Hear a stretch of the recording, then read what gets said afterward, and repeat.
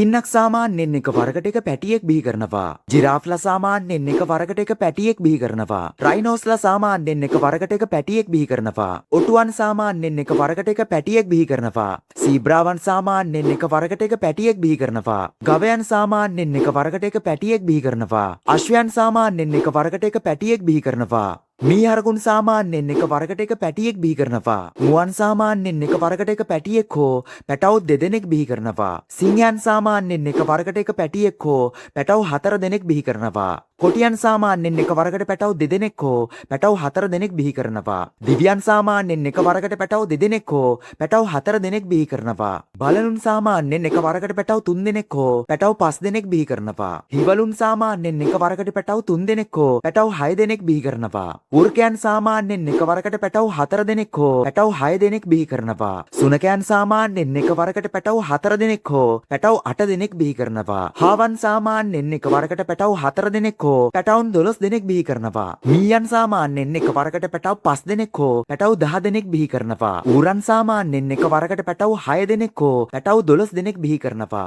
හැම්ස්ටර්ස්ලා සාමාන්‍යයෙන් එක වරකට පැටව් 6 දෙනෙක් හෝ පැටව් 12 දෙනෙක් බිහි කරනවා.